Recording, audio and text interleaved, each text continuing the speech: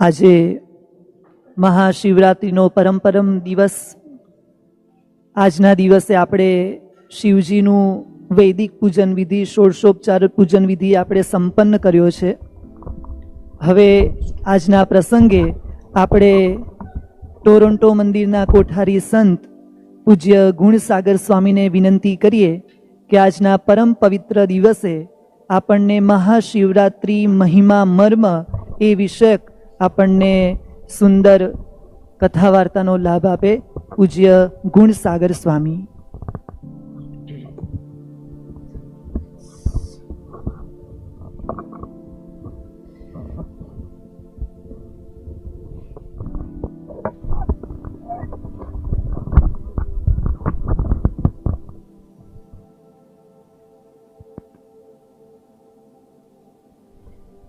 श्रीमत्सद्गुणशालिनं चिदचिदिव्याप्तं च दिव्याकृतिं जीवे साक्षरमुक्तकोटिसुखदं नैकावतारादिपं ज्ञेयं श्रीपुरुषोत्तमं मुनिवरैर्वेदादिकीर्त्यं विभुं तं मूलाक्षरयुक्तमेव सहजानन्दं च वन्दे सदा. श्री स्वामिनारायण भगवाननी जय. अक्षर पुरुषोत्तम महाराजनी जय. गुणातीतानंद स्वामी महाराजनी जय. उमापति महादेवनी जय. गुरुहरि प्रमुख स्वामी महाराजनी जय. प्रगट गुरुहरि महंत स्वामी महाराजनी जय. प्रमुख साई महाराज शताब्दी महोत्सवनी जय. अक्षरधाम महोत्सवनी जय. દર વર્ષે આપણે મહાશિવરાત્રિના આ ઉત્સવે ખૂબ સુંદર રીતે આયોજન કરીએ છીએ. આ બધા હરિભક્તો પોતે અહીંયા ઉપસ્થિત રહી અને આ રીતે અભિષેકનો લાભ લેતા હો છો. ખૂબ સુંદર દર્શન આપણને થતા હોય છે. પણ આ એક પેન્ડેમિકની અંદર જે કંઈ પણ વ્યવસ્થા થઈ શકી એને ધ્યાનમાં રાખી અને આજે આપણે આ ઓનલાઈન વર્ચ્યુઅલ આ મહાશિવરાત્રિનો આપણે લાભ લઈ રહ્યા છે. ખરેખર તો દરેક હરિભક્તના અંતરમાં એવી ઈચ્છા હોય કે આજે મંદિર જઈએ અને પોતાના હાથે આપણે આ અભિષેકનો લાભ લઈએ. પણ આપ તમામને યાદ કરી આજે અહીંયાથી સંતોએ બધાએ પોતે આ અભિષેક કર્યો છે. ઘણા બધા હરિભક્તોએ પોતે ફોન પણ કરેલા કે અમને યાદ કરીને ખાસ કરજો. એટલે આપ તમામની સ્મૃતિ સાથે અભિષેક કર્યો છે અને હજી પણ આપણે કરતા રહીશું. ખાસ તો આજનો આ જે દિવસ છે એ મહાપવિત્ર દિવસ કહેવાય. દરેક મહિનાની જે વદ 14 કહેતા કે અમાસની આગલી રાત એ શિવરાત્રિ તરીકે જ પ્રચલિત છે અને એને એ જ કહેવાય. પણ મહા મહિનામાં આવતી આ જે વદ 14 એ મહાશિવરાત્રિનો દિવસ એટલા માટે પ્રચલિત છે કારણ કે આ જ દિવસે સ્વયંભૂ પોતે જ્યોતિર્લિંગ જે છે 12 એ આજે પ્રગટ થયેલા હતા. આપણને ખ્યાલ છે કે 12 જ્યોતિર્લિંગો જે છે એ બધા ઘણા બધા આપણે એમાંથી પ્રયત્ન કર્યો હોય કે આપણે યાત્રામાં જઈએ તીર્થ સ્થાનના દર્શનોમાં તો વિશેષ કરીને આપણે જે જઈએ છીએ બધા સ્થાનો તો આપણે જાણીએ છીએ. પણ એ 12 જ્યોતિર્લિંગ કયા?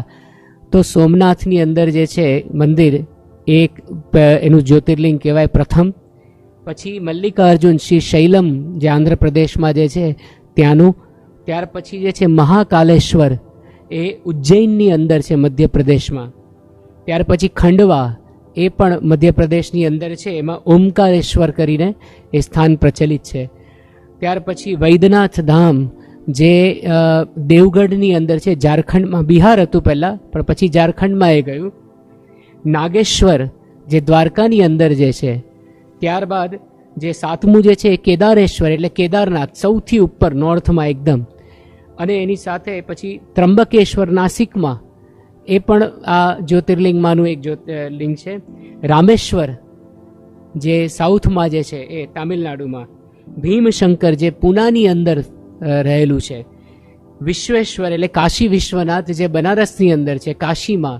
અને જે 12મું એ ઘૃષ્ણેશ્વર કહેતા કે ઔરંગાબાદની અંદર આ પોતે આવેલું છે. તો આવા 12 જ્યોતિર્લિંગ જે ભારતની અંદર ખૂબ પ્રચલિત છે અને આપણે બધા જ જાણીએ છીએ કે આખો જે હિન્દુ સમાજ જે કહેવાય, અને જે લોકો બધા આ રીતે ભક્તિથી જોડાયા છે, અને જે લોકો પહેલેથી આ ભારતીય સંસ્કૃતિને કે ભારતીય જે આખી આપણી જે પરંપરા છે એને જાણે છે, એ તમામના અંતરમાં એવી ઈચ્છા રહે કે મારે એક વખત આ દર્શન બધા કરવા છે, અથવા તો મારે શિવ પૂજા કરવી છે, ત્યાં જઈને શિવાલયમાં જઈને, તો એવી બધાની ઈચ્છા હોય છે.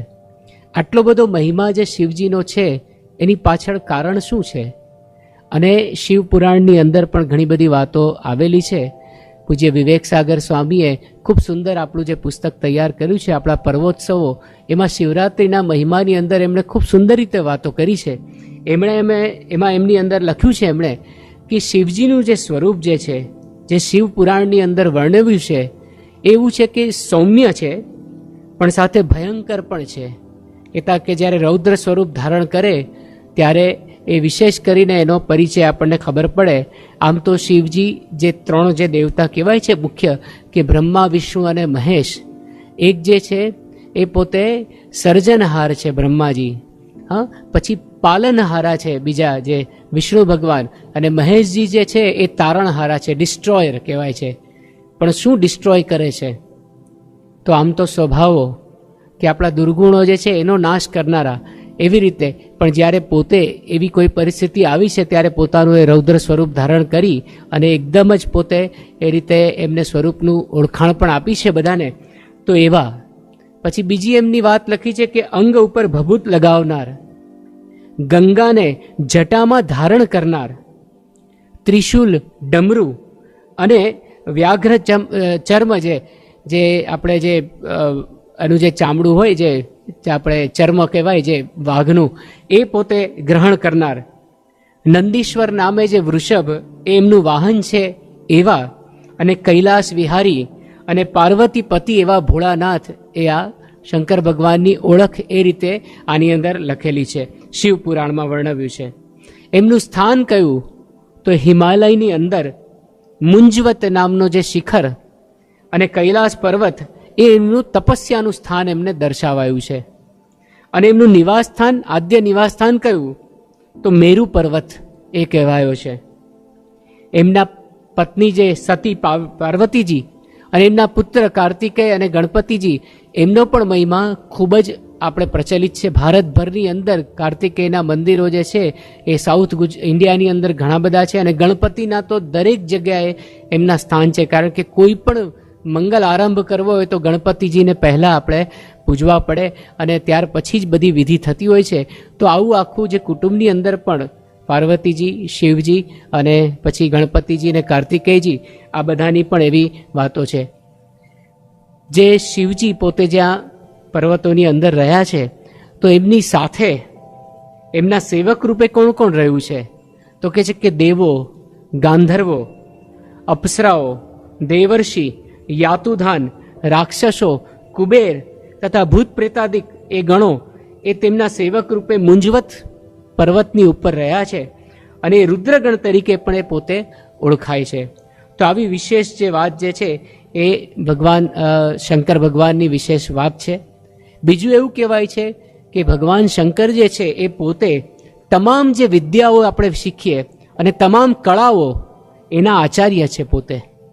આજે જે કંઈ પણ આપણે કળા શીખીએ છીએ, જે કંઈ વિદ્યા પ્રાપ્ત કરીએ છીએ, એના તમામના એ દેવતા છે પોતે. પાણીની જે સંસ્કૃત વ્યાકરણ લખનાર જે પાણીની બહુ જ કહેવાય છે કે બહુ જ પ્રખર વિદ્વાન હતા, અને એમણે જે વ્યાકરણ આપ્યું છે એ વ્યાકરણ વિશિષ્ટ અને આખા સંસ્કૃત ભાષાને વધારે એ મજબૂત બનાવે. અને એની અંદર પણ પાણીનીના જે સૂત્રોની જે શરૂઆત થાય છે એ પણ માહેશ્વર સૂત્રમાંથી જ, અને એ પણ કેવી રીતના? તો કે શિવજીએ જે ડમરું વગાડ્યું એમાંથી જે અવાજ આવ્યા, અઈ ઋણ લુક, એ રીતે એની શરૂઆત થાય છે આખી. તો એ માહેશ્વર સૂત્રોના પાયા પરથી જ એ બધું થયેલું છે.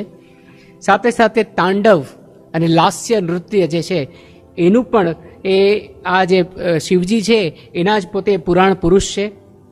આયુર્વેદ, ધનુર્વેદ, એ જે તમામનું જ્ઞાન માનવને થયું છે એ પણ એમના દ્વારા જ મળ્યું છે.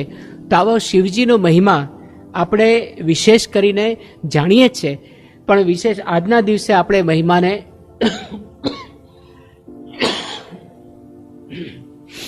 એ મહિમાને આપણે જાણી શકીએ છીએ. સમુદ્ર મંથન વખતે આપણને બધાને ખ્યાલ છે કે જ્યારે દેવો દાનવો વચ્ચે આખું સમુદ્ર મંથનનું આયોજન થયું અને એ વખતે પ્રથમ તો એમાંથી વિષ નીકળ્યું, ઝેર. અને એ ઝેર શિવજી પોતે જ્યારે પ્રજાપતિગણ એમની પાસે આવ્યું અને એની જ્વાળાથી ઝેરની બધા દાજવા લાગ્યા, એટલે પ્રજાપતિગણ બધા શિવજી પાસે આવ્યા અને ભોળાનાથ પાસે આવીને દોડીને કીધું કે શિવજી આવી દયા તમે દયા કરો કંઈક આમાં. અને શિવજી પોતે અતિ દયાળુ, આશુતોષ કહીએ છીએ આપણે, તરત જ પોતે એકદમ જ કોઈ પણ પ્રાર્થના કરે તો તરત એમને પોતે દર્શન આપે અને વરદાન માંગવાનું કહે. અને એ શિવજી પોતે ત્યાં દોડી ગયા અને એમણે એ ઝેર જેટલું પણ નીકળ્યું એ બધું પોતે પી લીધું. હવે પીએ તો સીધું તો પેટમાં જ જાય, પણ શિવજીએ પોતે એને કંઠમાં ધારી રાખ્યું, પેટમાં જવા ના દીધું.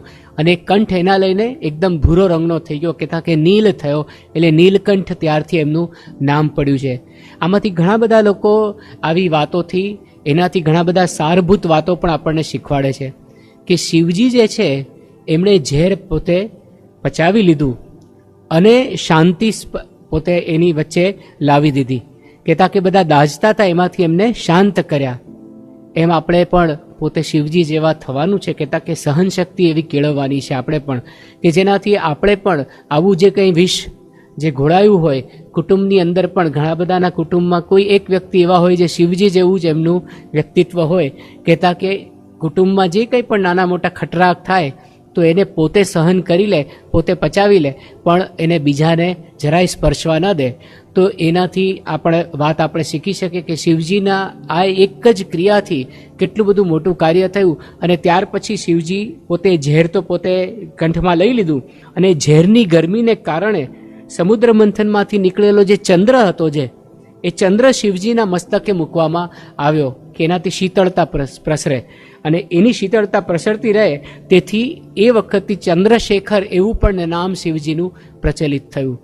તો આવા તો ઘણા બધા મહિમાના બધા આપણે પ્રસંગો સાંભળી શકીએ એમ છે શિવજીના જીવનમાંથી. કહેતા કે આવા પ્રસંગો જે શિવ પુરાણમાં આપેલા છે કે કોઈ પણ શાસ્ત્રોની અંદર, પુરાણો, ઇતિહાસોની અંદર ખૂબ વિશિષ્ટ રીતે શિવજીનો મહિમા આપણને કયો છે, એમાંથી થોડી ઘણી વાતો આપણે અહીંયાથી અત્યારે સાંભળી રહ્યા છે.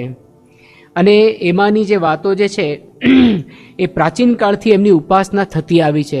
આમ કોઈ પૂછે કે શિવજીનો જન્મ ક્યારે, તો એનો કોઈ છે જ નહીં, એ તો એકદમ અનાદિકાળથી પોતે છે જ. અને એને લઈને મહાદેવજી પોતે 9મા અધ્યાયમાં, શિવ પુરાણના વિઘ્નેશ્વર સંહિતાના 9મા અધ્યાયમાં પોતે કહે છે કે આ મહાન શિવરાત્રિના દિવસે મારું જે કોઈ પૂજન કરશે તે દિવ્ય શક્તિ મેળવશે. એટલા માટે જ આજે આપણે બધાએ પૂજન કર્યું છે. અને આ વર્ષોથી, હજારો વર્ષથી આ પ્રચલિત એક પ્રક્રિયા છે. અને દરેક વ્યક્તિ આ દિવસે વિશેષ કરીને પૂજનની અંદર જોડાય છે અને અભિષેકમાં પણ જોડાય છે. આ દિવસે દિવસ રાત્રિનો ઉપવાસ કરનારનો મહિમા છે. એક વર્ષના વ્રતની જે ફળ થાય, એક વર્ષનું જો વ્રત કરે એનું ફળ જે મળે છે, એ ખાલી એક શિવરાત્રિનું જ જો ખાલી ઉપવાસ કરે અને પૂજન કરે તો એટલું એને ફળ મળી જાય છે. એવો મહિમા શિવ પુરાણની અંદર આ શિવજીના વિશે લખેલો છે.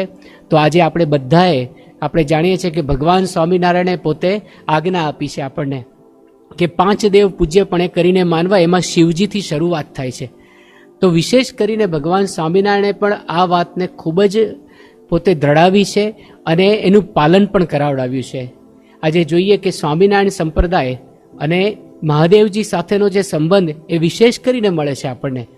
ભગવાન સ્વામિનારાયણે પોતે લખ્યું છે કે રસ્તે ચાલતા શિવાલય કે દેવાલય આવે તો ત્યાં નમન કરવું, ત્યાં પૂજન અર્ચન જે થાય એ કરવું અને રિસ્પેક્ટફુલી એની અંદર જોડાવું. એ જ વાત સત્સંગ દીક્ષાની અંદર પણ મહંત સ્વામી મહારાજે દોહરાવી છે કે આ રીતે આપણે બધાએ જોડાવું. અને વિશેષ કરીને આપણા સંપ્રદાયની અંદર પણ મહારાજે પોતે શિક્ષાપત્રીમાં લખ્યું છે એમ કે આજના દિવસે બધાએ શિવરાત્રિના દિવસે શિવજીનું પૂજન કરવું, શિવલિંગ જે હોય એની અંદર અભિષેક કરવો, બેલીપત્ર ચઢાવવું. તો આવી તો કેટલી બધી વાતો આપણને આપણા સંપ્રદાયની અંદર મળે છે. ભગવાન સ્વામિનારાયણના વખતથી લઈ અને ગુરુ પરંપરાની અંદર આપણે જોઈએ તો આપણને દેખાયું છે કે દરેકે દરેક જણે આ રીતે જ પોતે એની પોતાની સેવા કરેલી છે શિવજીની. કારણ કે ભગવાન સ્વામિનારાયણ તો નાનપણમાં જ્યારે અયોધ્યા રહેતા તો એમના ઘરની બાજુમાં જ પાછળ જ એ શિવાલય હતું. રોજ એમનો નિયમ હતો કે ત્યાં જઈને શિવજીના દર્શન કરવા, ત્યાં અભિષેક કરવો અને પૂજન કરીને પછી પોતાનું કાર્ય શરૂ કરવું. તો ભગવાન સ્વામિનારાયણ પણ નાનપણથી આ ક્રિયામાં જોડાયેલા હતા. અને સાથે સાથે જ્યારે એમણે ગૃહત્યાગ કર્યો તો આખા ભારતની જે એમને પરિક્રમા કરી, જે એમને આખું નીલકંઠ વર્ણી વેશે, તો એમાં પણ આપણને ખ્યાલ આવે છે કે પોતે ક્યાં ક્યાં ગયા. તો જેટલા પણ સ્થાન ગયા છે, અમે 2018ની સાલમાં પરમ પૂજ્ય મહંત સાંઈ મહારાજની આજ્ઞાથી અને એમની કૃપાથી વિશેષ આ બધી યાત્રા કરવાની અમને પણ એક બહુ સારો અવસર મળ્યો. તો એમાં જ્યાં જ્યાં ગયા ત્યાં સૌથી વધારે જે યાત્રાના સ્થાન છે, જે તીર્થ સ્થાનો છે, એ તમામે તમામ આ શિવાલયો છે મોટા મોટા. અને એમાંથી તમે જુઓ તો બદ્રીનાથમાં જાઓ તો ત્યાં પણ મળે, કેદારનાથની અંદર તો આ જ્યોતિર્લિંગનું દર્શન થાય, હરિદ્વારની અંદર પણ આપણને દર્શન થાય, કે ગમે તે સ્થાનમાં તમે જાઓ એકો એક સ્થાનની અંદર આ બધું જ આવેલું છે. તો ભગવાન સ્વામિનારાયણ પોતે એ વખતે આ બધા દર્શન કરવા ગયા અને વિશેષ તો કૈલાશ ઉપર ગયા, ત્યાં માનસરોવર સુધી ગયા અને ત્યાં પણ એમણે જઈને પોતે તપશ્ચર્યા કરી છે. તો એ જ રીતે પોતે કેટલું બધું સહન કરતાં કરતાં પોતે આખા પરિભ્રમણ કર્યું.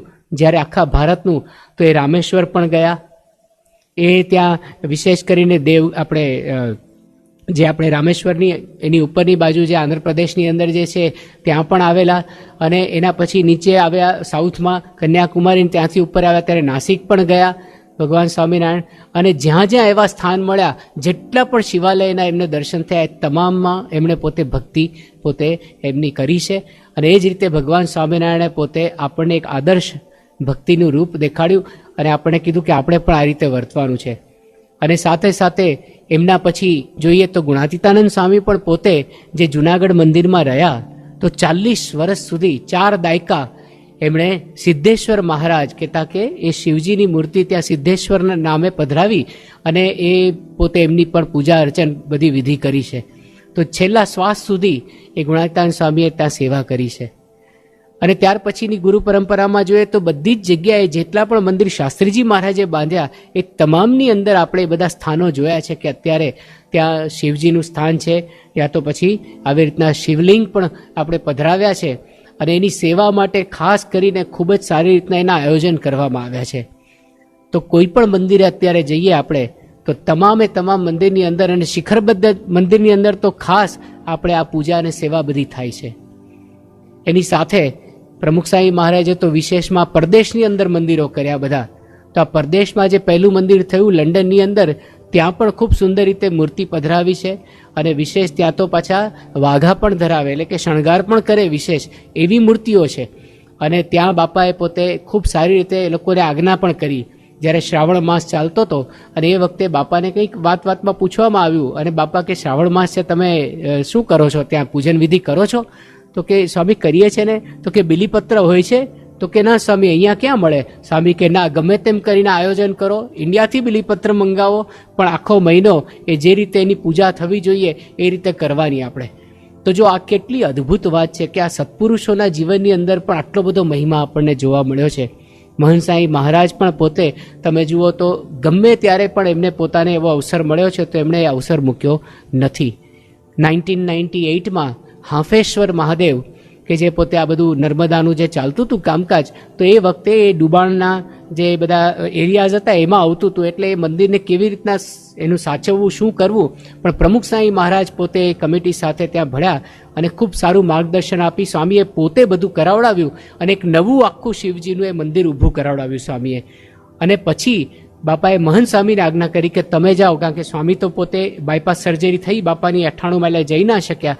બાપાએ મહંત સ્વામીને મોકલ્યા અને મહંત સ્વામી પછી ત્યાં જઈને પ્રતિષ્ઠામાં પોતે ઉપસ્થિત રહ્યા અને એમના હાથે પ્રતિષ્ઠા પણ થઈ.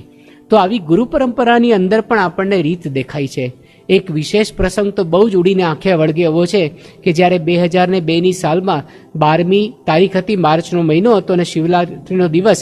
એ દિવસે ત્યાં વડોદરાની અંદર જે સુરસાગર કરીને આખો જે વચ્ચે તળાવ છે મોટું, એમાં સત્યમ શિવમ સુંદરમ સમિતિ દ્વારા ખૂબ સુંદર આયોજન થયેલું. લગભગ 4-5 વર્ષથી એ લોકો આયોજન કરતા હતા કે અહીંયા આપણે કંઈક એવી મોટામાં મોટી શિવજીની મૂર્તિ પધરાવી છે. તો બાપાને બધું પૂછ્યું હતું અને સ્વામીએ પણ ખૂબ સરસ રીતે એના ચરણાવિંદ જે પહેલો એનું જે ચરણનું જે સ્થાપન કરવું એની પણ પૂજન વિધિ સ્વામીએ કરેલી. અને પછી આ લોકો બધી જ્યારે પણ જરૂર પડી, જે કંઈ તકલીફ આવી એની મદદ માટે, એના માર્ગદર્શન માટે બધી રીતે બાપાને મળતા હતા. પણ આ 2002ની શિવરાત્રિનો દિવસ આવ્યો ત્યારે બાપા પોતે ત્યાં ઉપસ્થિત રહ્યા. મહંત સ્વામી મહારાજ પણ હતા અને બીજા ઘણા બધા સંતો અને આખા વડોદરા શહેરના લગભગ 2 લાખથી વધારે જનમેદની એ આખી આ પ્રતિષ્ઠામાં હતી. કારણ કે 111 ફૂટ ઊંચામાં ઊંચી શિવજીની મૂર્તિ એ ત્યાં મધ્યમાં એકદમ એ લોકોએ પધરાવી. હવે એનું જ્યારે નામકરણ કરવું તો એના માટે પણ એ લોકોએ બધા ભક્તોને કીધું કે તમે નામ આપો. તો લગભગ 17,600 જેટલા નામ આવેલા. એમાંથી એક કમિટીએ ભેગા મળીને બધું કેટલું બધું અમુક નામો બાદ કરતાં છેલ્લે 11 નામ પસંદ કર્યા. અને ત્યાર પછી પ્રમુખ સ્વામી મહારાજ પાસે લઈને ગયા કે સ્વામીજી, હવે અમે મૂંઝાયા છે, હવે આપ આમાંથી અમને રસ્તો કાઢી આપો કે આ શિવજીનું નામ આજે અહીંયા મહાદેવજી પધરાવીએ છે તો એમનું શું કરવું, નામ શું પાડવું? સ્વામી કે આ તો સર્વેના મહાદેવ છે, આ કોઈ મારા કે તમારે એકલાના નથી, આ તો સર્વેના છે, એટલે સર્વેશ્વર મહાદેવ નામ પાડો. અને બાપાએ એ નામકરણ કરી આપ્યું અને એ લોકો રાજી થયા. અને ત્યાર પછી બન્યું એવું કે જ્યારે પ્રતિષ્ઠા હતી એની થોડાક જ મહિના પૂર્વે એમના જે કમિટીના જે હતા યોગેશભાઈ અને બીજા પિયુષભાઈ, એ લોકો બધા સ્વામી પાસે આવેલા અને એમણે સ્વામીને વાત કરી કે સ્વામી, આ જે છે આખું જે ઉપર આખી મૂર્તિ જે પધરાવું છું, પણ એનું જે બેઝ જે બને છે મુખ્ય, જેના ઉપર આ મૂર્તિ ઊભી રહેશે, એની આજુબાજુ ચોતરફ અમારે બધી પર નાની નાની 10 કે 12 ફૂટના સ્વરૂપો પધરાવા છે શિવજીના. અને એ મૂર્તિઓ લગભગ 8 મૂર્તિ છે, એ આપ અમને ગમે તેમ કરીને કરાવડાવી આપો, કારણ કે હવે અમે લોકો કંઈ પહોંચી વળીએ એમ નથી આ ટાઈમલાઈનમાં, અને આપ કરાવડાવો. એ અરસામાં અક્ષરધામ દિલ્હીનું કામ ચાલતું હતું અને બાપાએ હર્ષદ ચાવડાને ફોન કર્યો અને કીધું કે હર્ષદભાઈ, આ કરવાનું છે કામ આપણે. તો કે સ્વામી પહોંચી નહીં વળાય આ ટાઈમલાઈનમાં, આટલાક જ મહિના બાકી છે થોડાક. અને હવે કે સ્વામી કે ગમે તે થાય આપણું કામ અટકાવીને પણ આ કાર્ય કરવાનું છે. હવેનો ખર્ચો પણ બહારની દ્રષ્ટિએ જોઈએ તો ખૂબ મોટો હતો. એ વખતે 50 લાખ જેટલો ખર્ચો 8 મૂર્તિઓનો થાય એવો હતો. પણ પ્રમુખ સ્વામી મહારાજે કેવળ ને કેવળ ખાલી જે પથ્થરનો જે ખર્ચો હશે એ જ આ હર્ષદભાઈને સોંપ્યું હતું. એટલે હર્ષદભાઈ જ બધું સંભાળતા હતા. એમને કંઈ રાખેલું કે ગમે તેમ કરીને આ ઓછા ખર્ચે થાય. અને કંઈક નજીવા એકદમ 50 લાખ કરતાં કંઈક 10 લાખની અંદર જ આખો આ ખર્ચો થયો અને બાપાએ મૂર્તિઓ બનાવડાવી. પણ પેલા બંનેના અંતરમાં કેવું હતું કે આ જલ્દી મૂર્તિ બનશે તો કદાચ કેવી મૂર્તિ બનશે, કેવા ભાવ હશે મૂર્તિના એ ખબર નથી. પણ જ્યારે મૂર્તિઓ આવી તો એ લોકો ચકિત થઈ ગયા મૂર્તિઓ જોઈને. અદ્ભુત મૂર્તિના ભાવ, એટલી સરસ કોતરકામણી એની, અને બધી રીતે સ્વામી આ બધું સાચવ્યું અને બાપા પોતે પધાર્યા. હવે એ દિવસે 2 લાખ માણસને આ લોકોને તો જમાડવાની ઈચ્છા હતી કે કેવી રીતના કરશું, અને એમાંય મૂંઝાયા હતા. અને છેલ્લે બાપા પાસે આવ્યા. સ્વામી કે જો શિવરાત્રિના દિવસે તો ઉપવાસ જ કરવાનો હોય, એટલે આપણે જમાડો એની વાત પછી કરવું હોય તો કરાય, પણ આ દિવસે તો મૂળ તો ફરાળ જ અપાય. એટલે ફરાળના પછી પ્રસાદના પડીકા બનાવી અને સ્વામીએ પોતે આખા ગામની, આખા શહેરમાં એ રીતે જે બધા મુમુક્ષો હતા એ લોકોને બધાને આ પ્રસાદીની પણ બાપાએ વાત કરીને અપાવડાવેલી. તો આવા પ્રસંગે આપણને ખ્યાલ આવે કે ભગવાન સ્વામિનારાયણથી લઈ અને અત્યાર સુધીની ગુરુ પરંપરાએ ખૂબ જ મહત્ત્વ આપી અને આપણને બધાને આ શીખ આપી છે કે આપણે પણ આવતા જેટલા પણ વર્ષો આપણે પોતે છીએ આ પૃથ્વી ઉપર ત્યાં સુધી અને ભવિષ્યમાંની પેઢી માટે પણ આ પ્રણાલી આપણે જાળવી રાખવી છે. તો વિશેષ કરીને આજના દિવસે જ્યારે આ શિવરાત્રિનો સુંદર આવો લાભ આપણને ઓનલાઈન મળી રહ્યો છે ત્યારે તમામ આપ હરિભક્તો માટે અમે પ્રાર્થના કરીએ છીએ. બધા સંતોએ અભિષેક કર્યો છે અને હજી પણ બધા કરીશું કે વિશેષ આપ બધાના જે સંકલ્પ છે એ પૂર્ણ થાય. આપના જીવનની અંદર પણ જે કંઈ પણ આપણે ગુણો કેળવવા છે, આવા સદ્ગુણો, એ કુટુંબની અંદર પણ સમસુરત ભાવ એકતા રહે. જેમ વિષ પીને પણ શિવજીએ પોતે બીજા બધાને શાતા આપી, શીતળતા આપી, એમ આપણે પણ સહન કરવાનું આવે તો સહન કરી અને આપણે બીજા બધાને માટે પણ ખૂબ સારી રીતે આપણે એમના માટે એવું વાતાવરણ ઊભું કરીએ કે એ લોકો બધા શાંતિમાં રહે અને સુખમય રહે બધા. તો એવું કુટુંબ ભાવના પણ કેળવાય. વિશેષ મહંત સ્વામીની પણ એ જ ઈચ્છા છે કે આપણે સમસુરત ભાવ એકતાથી બધા જીવીએ અને બીજા તમામ જે કંઈ પણ આપણા આર્થિક, સામાજિક, કૌટુંબિક કે બીજા કોઈ પણ પ્રશ્ન છે એ બધા દૂર થાય, તને મને ધને કરીને એવી વિશેષ કરીને આપણે ભગવાન સ્વામિનારાયણના ચરણોમાં, અક્ષર પુરુષોત્તમ મહારાજના ચરણોમાં અને સાક્ષાત અહીંયા શિવજી બિરાજમાન છે અને પોતે જે રીતે આપણે ઉમાપતિ મહાદેવ જે કહીએ છીએ આખા સ્વરૂપો અહીંયા આપણને દર્શન થાય છે, તો તમામની સમક્ષ આપણે પ્રાર્થના કરીએ છીએ કે ભગવાન એવી કૃપા કરે અને દરેકના સંકલ્પ પૂર્ણ થાય. સર્વને જય સ્વામિનારાયણ.